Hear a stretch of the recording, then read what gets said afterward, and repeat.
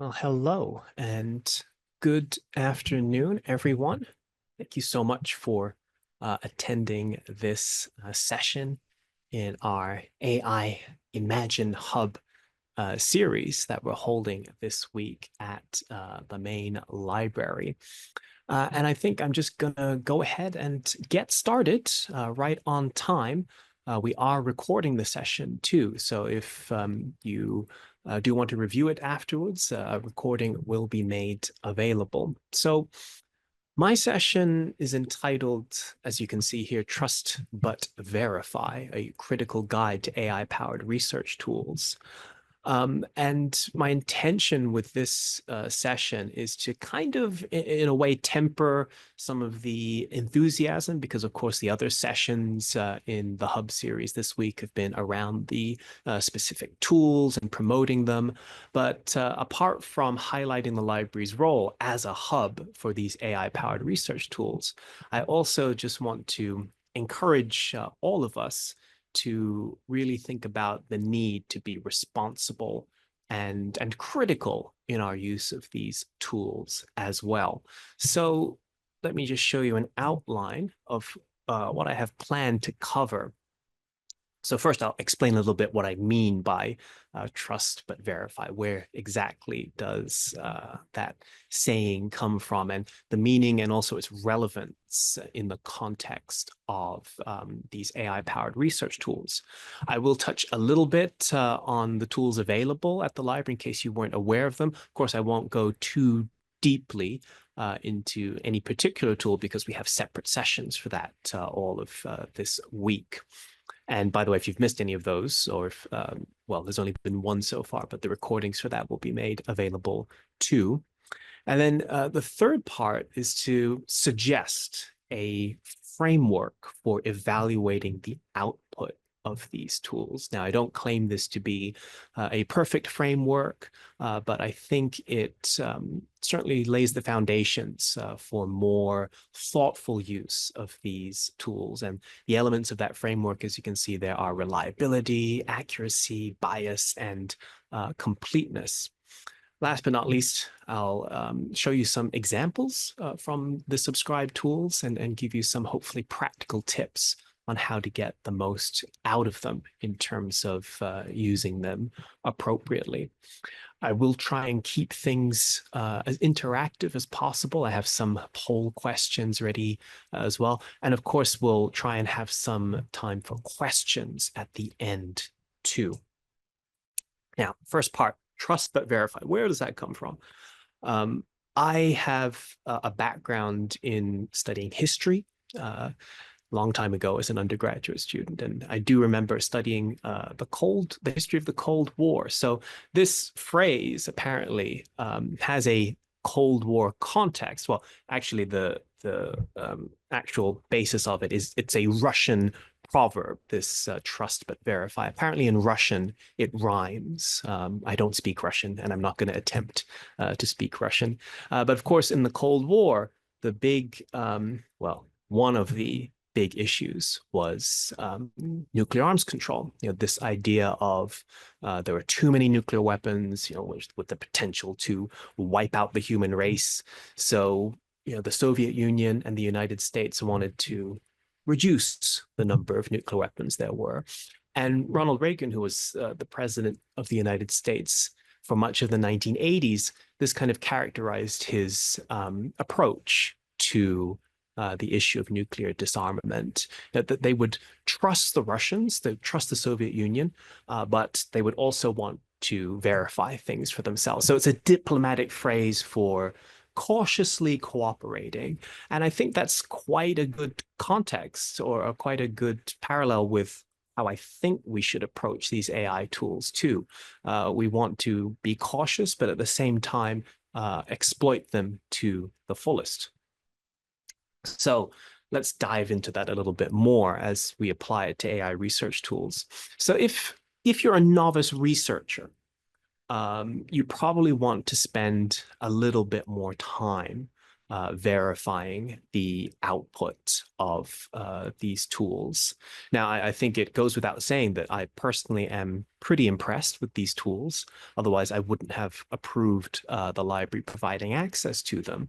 But at the same time, I'm also conscious of the need to stress the need to use these tools responsibly. And I was just discussing with faculty this morning. I don't think we can afford to outsource our critical thinking to these tools. I think that would be a big mistake. And novice researchers need to be particularly careful.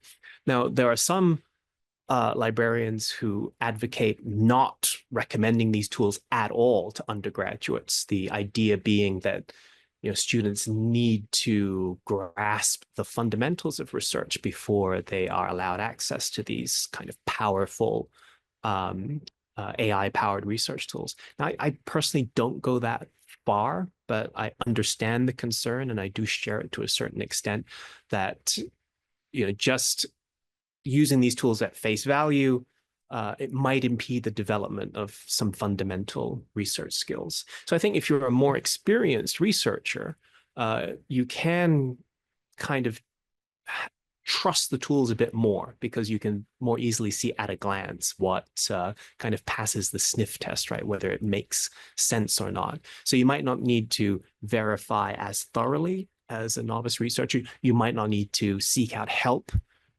in the way that a novice researcher might, but you still need to always, and this applies to all of us, apply critical thinking at all stages of the process. And a lot of that critical thinking will be around, how is this material generated? What is it based on? And we'll talk about that in a bit more detail as we go on. Now, there are some clear risks of blindly trusting the AI, right? And some of them are well known. If you've attended any sessions on AI before, hallucinations, AI can invent non-existent sources. I was just outside in the Transdisciplinary Discovery Commons talking to one of our student assistants, and she was sharing her experience of using tools like DeepSeek or indeed ChatGPT, and they just come up with sources that don't exist. And she told me she was in the process of actually putting them into a presentation and then trying to Google the source and then discovering, oh, actually, it's totally fake. So it's a real common problem. Outdated information, as we know, many of these models don't have real-time access to the internet. Some do, but you may have experiences where the models just don't have the latest information. And context omission. If you don't have the full context of a research question, you can come to some misleading conclusions. And I'll try and give some examples of all of these later in the presentation. But I'm conscious now I've been speaking for a full 8 minutes. I need to give you a chance to interact. I want to hear from you. Start off with a simple question about how confident you are. I've talked about different levels of confidence in using AI tools. So I'm giving 3 simple categories here. Do you have high confidence? Do you feel like you're experienced at evaluating AI content? Maybe you're a bit more moderate, some experience, some uncertainty, or do you really feel like you need more guidance and practice? And to help with this, I will use my other favorite tool, which is Mentimeter. Now, there should be there's a code up there, but let me try and pop into the chat a direct link, if I can find the chat. There it is. There we go. So you should be able to join there. And yeah, just express your level of confidence. And there's no right or wrong answer. Of course, great. I see some coming in there. If you prefer a QR code, I have one there too.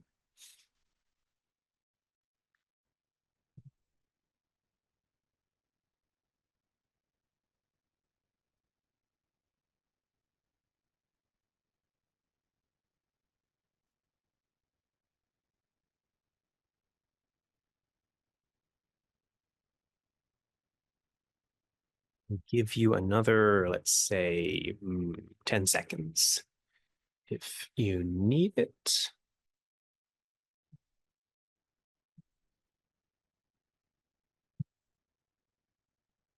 Great. So it looks like, well, only one person will say confidently that they are highly experienced in evaluating AI content.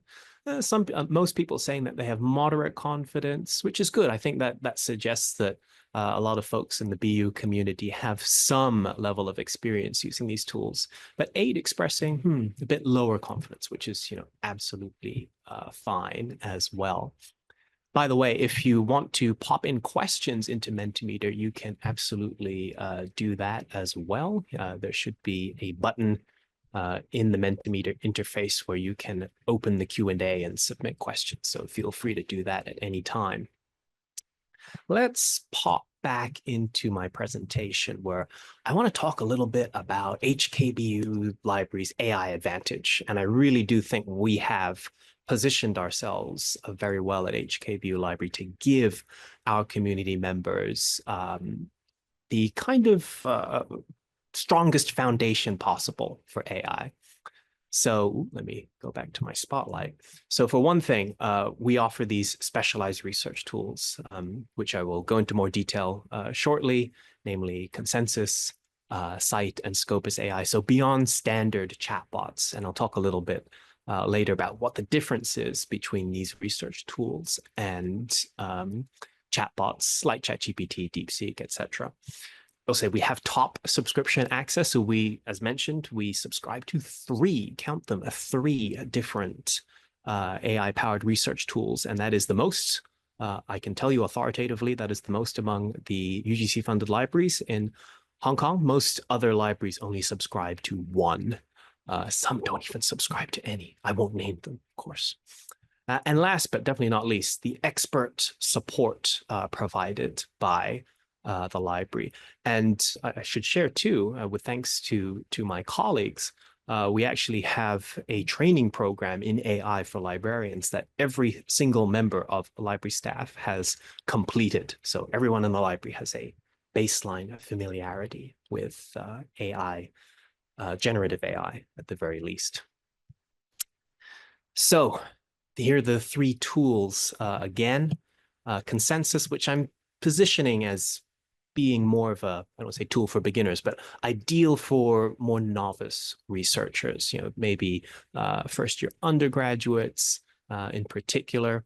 And we've had Consensus for quite a long time, since late 2023. More recently, we acquired two new subscriptions, one to Cite Research Assistant, and this tool really advertises its citation analysis capabilities. And the third one, again, a recent acquisition, the Scopus AI. You may recognize the name Scopus. The Scopus database has been around for a long time, since 2004. But more recently, they've built an AI tool on top of Scopus, and that gives you a great combination of the very authoritative Scopus database combined with a generative AI research assistant. So let me expand a little bit here. As I said, I'm not going to go into huge detail into the specific tools. I will pull some examples here and there. But if you want deeper dives into all of these tools, we have, or there will be sessions this week for each of them. But for Consensus, like all of these tools, actually, it's the querying of it is much simpler compared to, say, more traditional library tools where you just use natural language. You ask it questions in the way you would ask another person a question. And I find that Consensus's summaries are very digestible, very clear. It also provides a visual kind of summary of the literature too, the famous consensus illustration. And last but not least, it's quite structured. So again, for novice users, you get the brief summary and you get the list of references underneath. For Cite and Scopus, I'll deal with them together. But the first point here about citation context, it's quite a unique feature for Cite in that it will not just tell you the number of citations that a paper has, but it will try and give you some insights as to whether the citations are supportive or simply mentioning the source or even contradicting the source that's been cited. So that provides a lot more insight than a typical citation database. There's a research trends. Scopus AI is particularly strong with this one. It's a feature I'm quite excited about, where it will tell you, again, based on citations, whether a particular research topic is novel, it's new, or whether it's suddenly getting more attention. So if you are a research student or indeed a faculty member, that can give you some indication, oh, this research topic might be something I want to look at a little bit closer. The bibliometric analysis, the journal rankings, the publication impact insights, these are very much built into these tools. In fact, for Scopus, it was already doing that before the AI part. And last but not least, the visualizations, the sort of concept maps that these two tools can create. I've just heard from people who've been visiting our hub activities this week that this is really something they get excited about as well. So again, attend or review the recordings of the vendor sessions to learn more details about that. And contrasting these with sort of traditional chatbots. And on Monday, we're very grateful to our ITO colleagues who came to talk about the HKBU Gen AI platform, where we as the HKBU community have access to a lot of these LLMs, ChatGPT, and other models. And they're more general knowledge, broader scope, less specialized. And of course, they're very useful for lots of things like ideation, brainstorming, that sort of thing. But you really, in my opinion, shouldn't be using them to search the literature. As I've alluded to earlier, you can often get kind of hallucinated, made-up citations if you rely on them for that.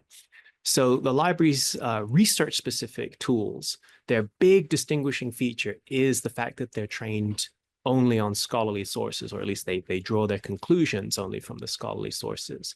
And they track citations, and they synthesize from the literature. Any summary that you get from these tools will actually cite from their training data, which gives you not perfect assurance, because we'll talk later about, you still need to check those yourselves, but it gives a much stronger foundation compared to a more generic chatbot. So I do encourage you to experiment to find out what's best for you. Each of them has unique features, unique strengths. Like I've been saying many times, I'm trying to get you to attend these vendor sessions for the detailed feature training. And everyone's different, right? Everyone has a personal workflow. So what works for me will not necessarily work for you.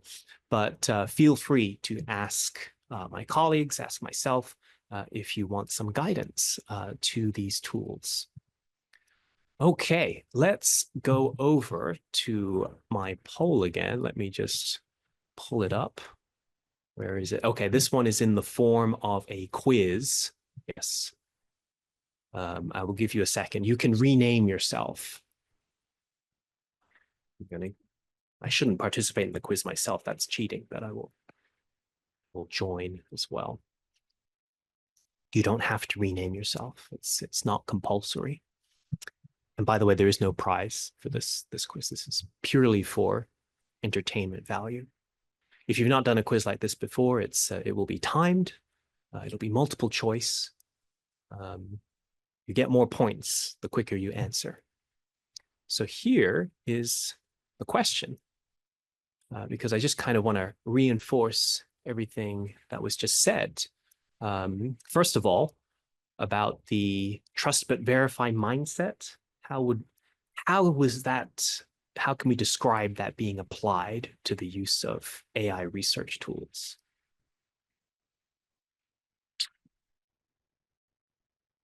Ooh, I might have needed to give you a bit more time, but yes, most people got the correct answer. Yes, we certainly shouldn't trust AI outputs completely. That's never a good idea. I'm glad to see no one chose that. Similarly for the other one, which no one chose, we shouldn't avoid AI tools entirely. That would be very silly indeed. With as we can see, the landscape shifting and these tools becoming embedded in a lot of what we do, we have to embrace them to a certain extent. A few people did choose verify every single claim and reference. If you do that, you might as well not use these tools at all because you'll be spending so much time, just verifying what the output has come up with that you might not really gain that much in the way of efficiency. So yes, the correct answer here, which most of you got, apply strategic verification based on experience and context, right? So if you are more experienced and you can sort of see at a glance, well, yes, these results look good. They look pretty trustworthy. You can sort of be more accepting of them at face value, and also the context too, right? It depends what you're doing. If you're doing your PhD literature review and it's very important and you need to be very detailed, and of course you will put more effort into verifying things and double checking things.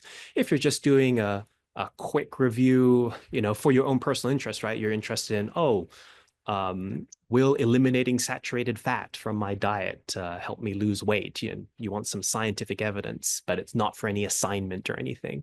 Well, now I'm saying that is a health thing, so that's important too. But you see what I mean? Depending on the context, depending on how important the information need is, you can put more or less effort into the verification. Good. Now, my last, this is not a quiz question. This is not marked. I'm just interested for this particular audience, and I'm so glad we have almost 50 people here. It's just great. For this audience that I'm speaking to, how much experience do you have with these tools subscribed by the library already?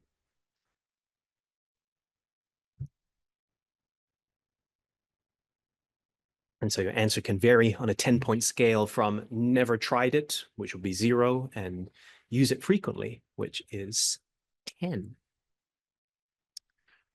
Okay, we've got 21 responses. That's almost half of us. Oh, I should respond too. I do use consensus frequently. Submit. Okay. Well, these results kind of bear out the fact that we have had consensus for a lot longer. So it makes sense that that is a more well-used tool. And both Scite and Scopus AI, we've only had those for a few months. But actually, its consensus is quite low too, given how long we've had it for. So that's exactly why we have this event, to try and raise awareness of these tools. Great.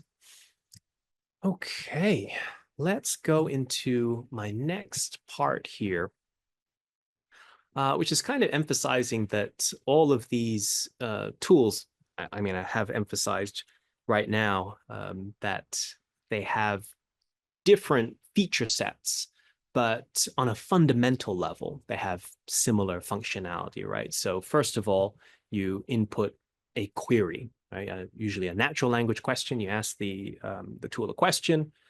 It will then go into its database or its training data and identify relevant sources, and it will analyze them and process them.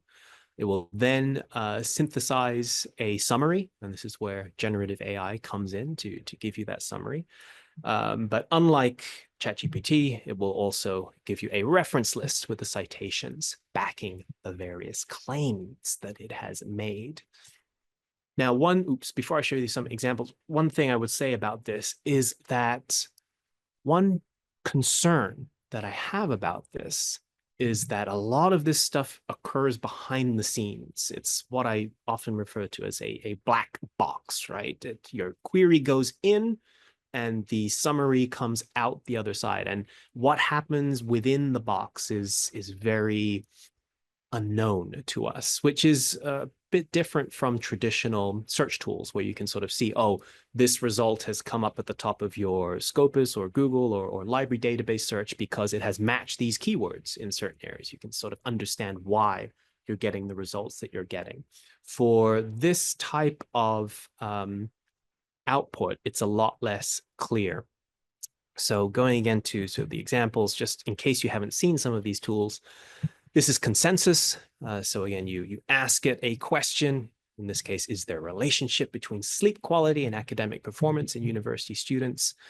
Consensus has the nice consensus meter, where it tells you from a certain subset of papers, in this case, 65% said yes, about 30% said no, and a few weren't exactly sure, and you have the key findings there. Similarly, for Scopus AI, there you can see too, asking the same question, again, a summary and a list of references, in this case, 13 references.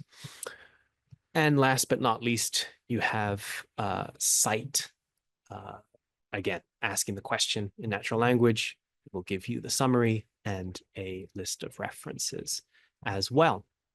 Now, the point I want to make here is that this is, and I kind of have to constantly remind myself of this, is that all of this is kind of just a convincing illusion, because generative AI does not understand in the same way as we do. A lot of the content that it's produced is based on simple pattern recognition, right? So it's these generative AI models have been trained on insane amounts of data, and they're kind of just on a probabilistic manner just saying, oh, okay, after this word is very likely to appear next. But so it is an illusion.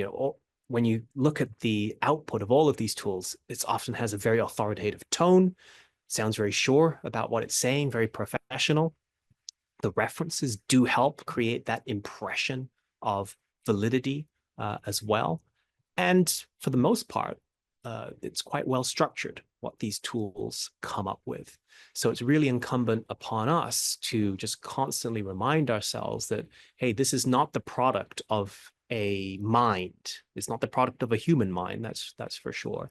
And we need to be very skeptical and critical, and not to fall into that trap of oh, this is an authoritative voice, because it really isn't, despite the very convincing illusion that has been created. So the next part of the session I'll go into more details about this suggested framework. Again, not claiming any perfection here, but I do think it provides a little bit of guidance as to how to approach these tools. So again, just to summarize the bits of the framework, reliability. So here we're talking about the quality, credibility, currency of the sources cited, the accuracy, to really check whether the claims made align with the sources cited, bias. And here I'm thinking about not necessarily bias against certain groups, although that's certainly a big topic as well, but whether or not you're being presented with a complete picture of the research on a particular topic.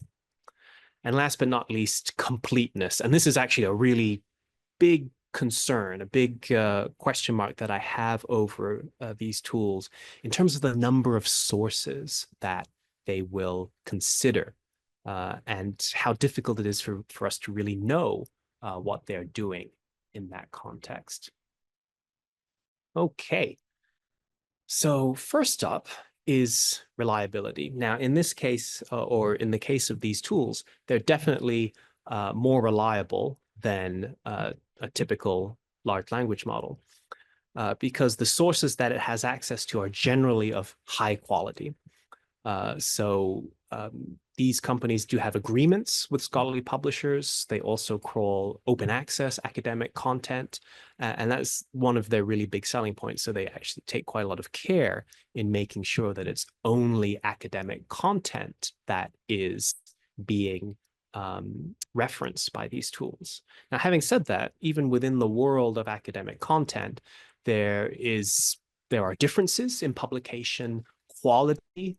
So in some cases, not all of the material is necessarily peer-reviewed. And even among the content that is peer-reviewed, there's questions of prestige. And now this is always a tricky topic for librarians, because we don't want to necessarily say, oh, only stuff in high-ranking journals is worth looking at.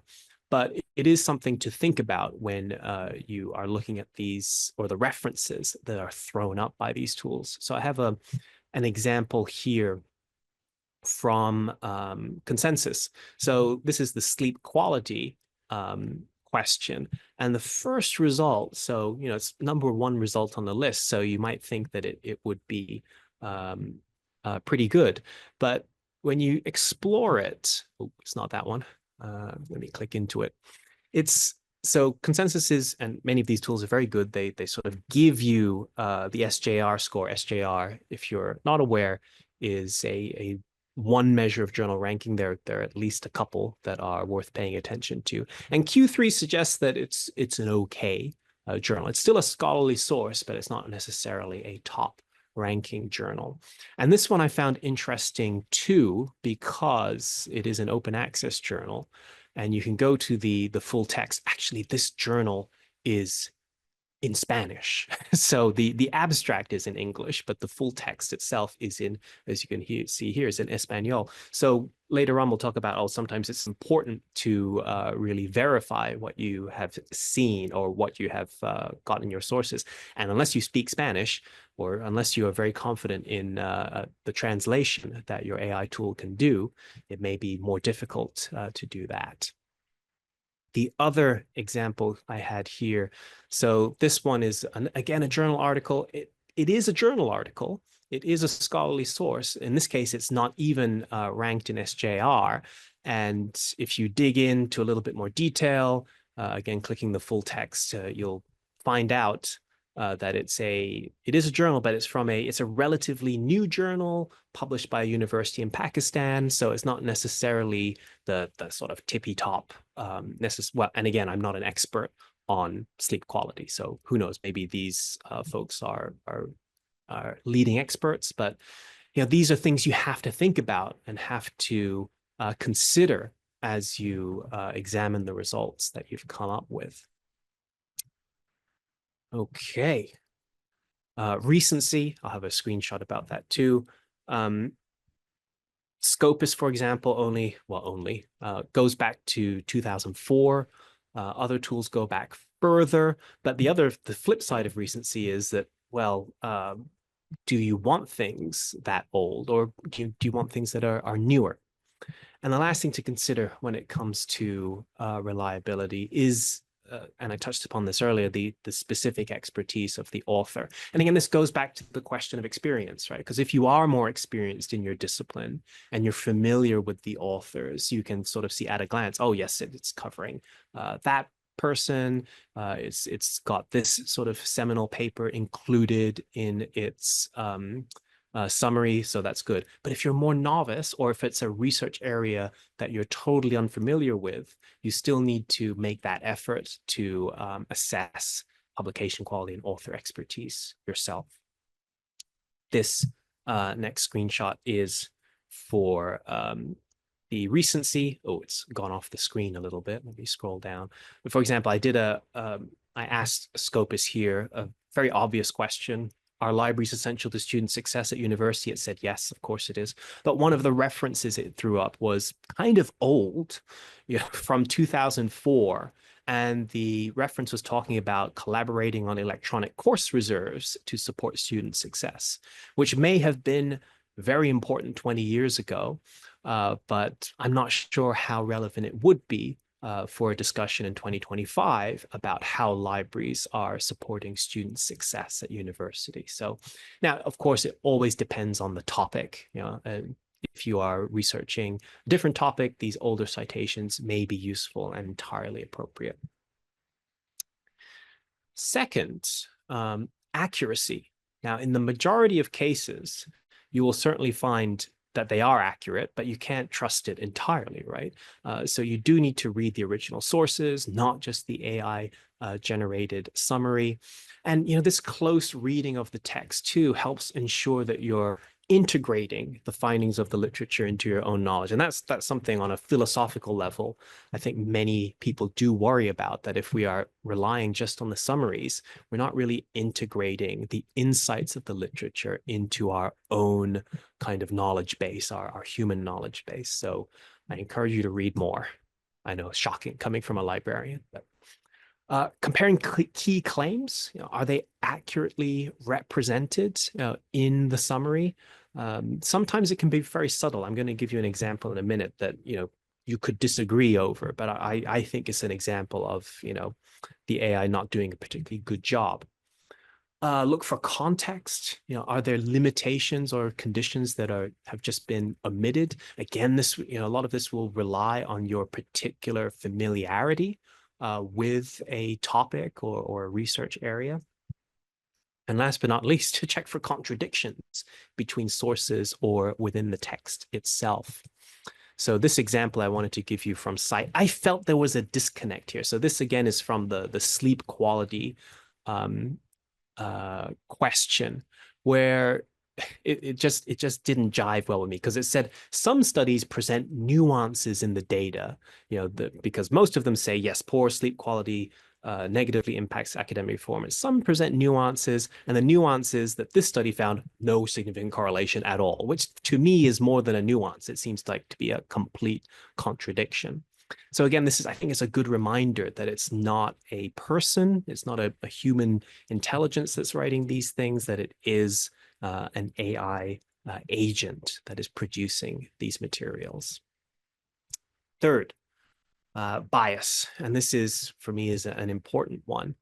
The selection bias. Now, when I was showing you the examples of consensus and Scopus, one thing you may have picked up on is that for consensus, I think it was based on 17 papers, right? 17. And for Scopus, I think it may have been a similar number, sort of between 10 and 20. And these sources have access to millions of papers, right? So for any particular topic, like the relationship between sleep and academic performance, I'm sure there must be hundreds, if not thousands, of studies. So out of all of those potentially thousands of sources, how did the tools choose these 15 to do their analysis on? And that's a question I have asked the vendors, and their usual response is, well, it's an algorithm. They take into account many factors and relevance, etc. Now they can't really tell me exactly, because obviously that's their trade secret. That's one. That's how they're selling their tool, right? But I would really want to know more about how they are choosing these 10, 15, 20 sources out of the potentially thousands that are relevant. And if you're wondering, I've done some testing. The best one is Cite, because I think you can ask Cite to consider up to 100 articles. But again, you can't necessarily choose. Well, actually, no, I think with Cite you can feed it articles. But again, there's no indication of how it is choosing those 100 articles. The other type of bias that I want to talk about is interpretation bias, which is a slant, let's say, in summarizing the findings. And I think this is best illustrated through an illustration here. This one is from Cite. So I asked Cite about library anxiety. This is a concept in library science. A lot of librarians have written over the years about this phenomena where students are afraid, basically, of using the library. So I asked it, my initial query was, is library anxiety a problem? And of course, it said yes. And the result was a very well-referenced yes. And let me just try and show you that first. So this one, is library anxiety a major problem for university students? And it says, yes, it is indeed. And it said here, a particular study, McPherson, it stressed that library anxiety is a phenomenon affecting a significant number of university students, raising an alarm on the potential impact on student success. I then asked it a follow-up query. Are there sources arguing against it being a problem? And it was able to find these opposing viewpoints, and it even cited the same source, which I found quite incredible. So, while library anxiety is commonly acknowledged as a significant concern, there are dissenting perspectives, and it cites McPherson, but in a totally different way, sort of saying that McPherson highlights this tension in the literature that says, while library anxiety may exist, its effects may not be as detrimental as previously believed, which is completely the opposite of what it said in its first response. So really, how you frame your question or how you prompt the AI, you will get very different responses. So this, I think, is a real clear call for when we use AI tools to really think ourselves about what the different perspectives might be. So let's do another quick poll. Hopefully we're on the right question. Let's see. Let's just make sure we're all here.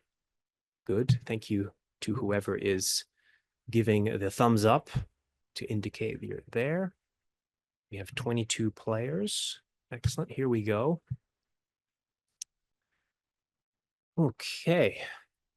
Now, in terms of tool selection, what tool would be appropriate for a year one undergraduate working on their first paper, based on what we've said about these three tools, consensus, cite, scopus, based on what we said about the different tools, which ones would be better for a beginner? Ooh, very good. You're listening very well. Yes, consensus, I would say, is a little bit more user-friendly, certainly for a novice researcher. Very good. Oh, get to check it on the leaderboard. I forgot that we would have one. It looks like whoever is fish, you're winning. Congratulations. I have one more question. This one I think will be about bias.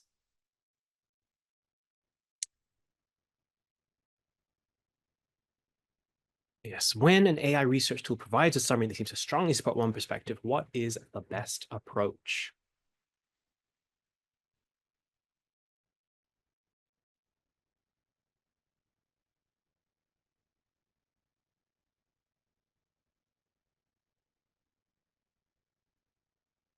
Very good. Wow, you're doing really well in these questions. Yes. Now, one person did say only use the reference list and ignore the. I mean, that's viable, but in that case, you may as well not use the AI tools at all.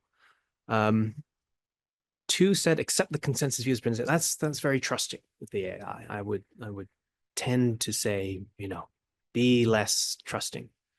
But 9 of you said, which I think is the correct answer, explicitly prompt the AI to provide alternative perspectives. I think that's always a good idea. And so you can really try and get both sides of, or indeed many sides of a multifaceted argument. Very good. Let's go on to my last leg of my framework. Completeness, right? So this, again, is the flip side. So I did say at the beginning, one advantage of these tools is that they limit themselves to scholarly sources, which is a good thing. But at the same time, the flip side of that is that it's only going to be able to search those materials in its database. And none of these tools searches the entire universe of the scholarly literature, right? That would be not possible. And so if your aim, for example, if you're a PhD student doing your thesis and you need to have an exhaustive literature review, you can't just rely on a single one of these tools to cover everything. One thing I mentioned again, it relates to this too, the limited number of sources that are considered. So again, 10, 15, 20, it is a real limitation that I think is one of the major weaknesses of these tools. And the selection criteria, again, how do the tools choose which of these papers to analyze? Like for all of these reasons, just by asking one question of these tools, you cannot claim to have a complete answer to any question. And I did want to talk a little bit about the behind the scenes process.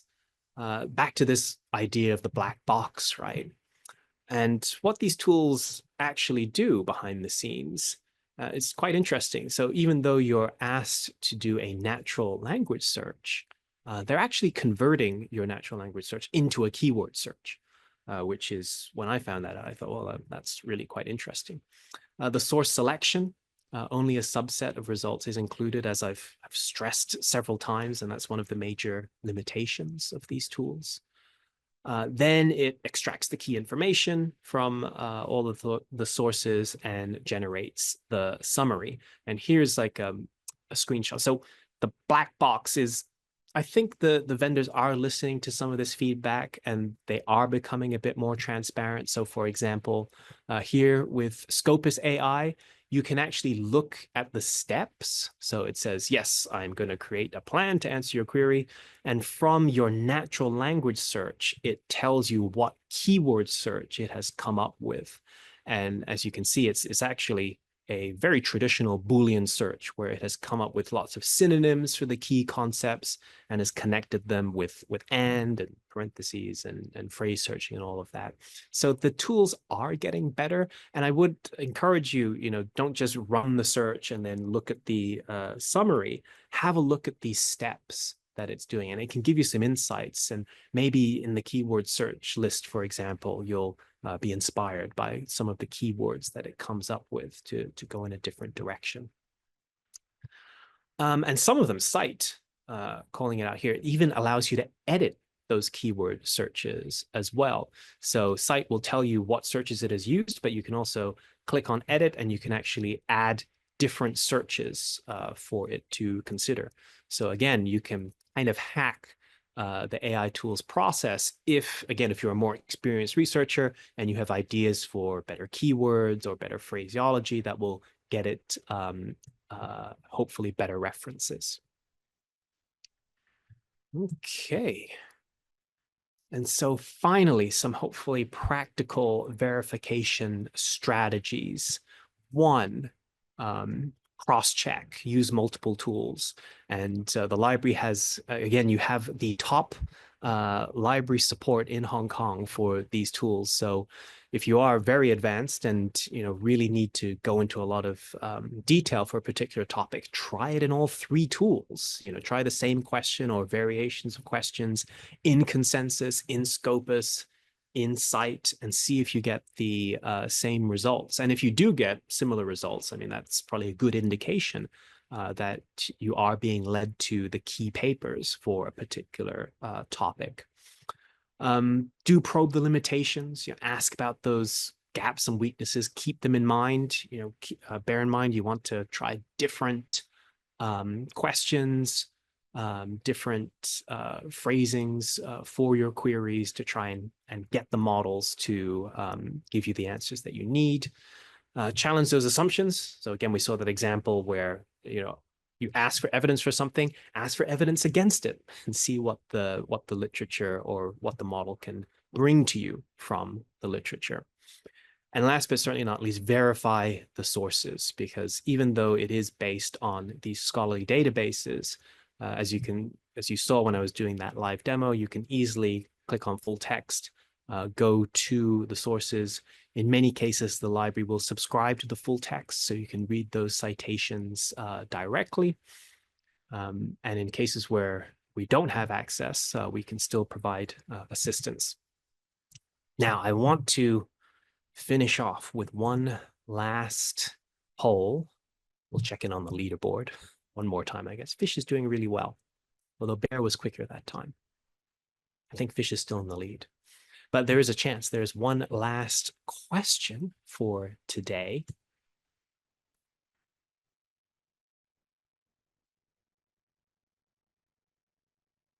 Which of the following best represents a responsible approach to using AI research tools based on what I've shared today?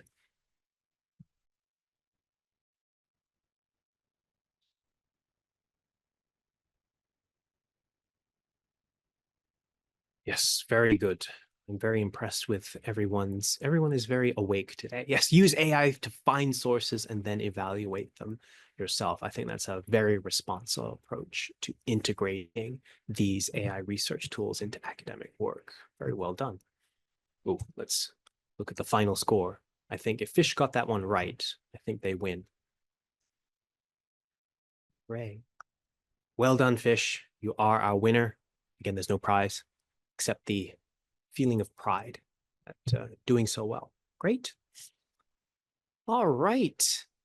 Let's wrap up with our key takeaways here. So first of all, trust and verify, kind of change the title a bit, but yeah, it's all about balance, as so many things in life are about balance, efficiency, with critical evaluation. Of course, one of the promises of these tools is to make us more efficient, spend less time searching, more time hopefully reading and gaining insights, but we need to balance. We need to make sure we're critically evaluating these tools too. Know your tools. You have 3 available. Of course, there are more out there, but all of them have different strengths. And so depending on your need, you may prefer one over the other. I'm sure everyone will have their favorites. Yeah, apply that framework: reliability, accuracy, bias, completeness. Keep those guiding principles in mind as you make use of these tools. And last but not least, always seek support, because as I mentioned, our librarians are very enthusiastic about AI, but at the same time, as information professionals, we are very skeptical about information tools. So HKBU librarians are here to guide your learning. And we can do that in many ways. We have our research consultation service, as always, is available. We have workshops like this and other regular training sessions, and also our online resource guides, and specifically the one about generative AI. In case you weren't aware, I'm going to pop that link into the chat. I keep losing my chat. It keeps disappearing. Here it is. There it is. So we have lots of resources on there, including our support for consensus site, Scopus AI, etc. Oh, I've given away one of the hide and seek things. Sorry about that. But no, that's your benefit from attending this session. And that's it. Thank you very much. I hope that was useful in terms of giving you some perspectives on why it's so important to approach these tools with a semi-skeptical mindset, but still be open to the benefits they can bring. Let's see if there are any questions. I think I did spot one. Ooh, a long question. Do you think there is any correlation in the disciplines and the degree researchers can trust or use more of AI claims to a certain yes/no answer? Interesting. I mean, I guess in a sense, humanities topics are always more open to interpretation, in the sense that there's not necessarily a yes/no answer, for meaning of life style questions. But I'm not sure there is a correlation, because, even in the natural sciences, anything that's being researched is kind of by definition not definitively answered yet. So I would say probably not. I mean, eventually there may be, in certain disciplines, you can come to a quote unquote conclusion. But I think in most of the things that you are studying, those will still be very much open to further interpretation. Very interesting question, though. Thank you. Any other questions, either in Mentimeter or in the chat? We have about 5 minutes.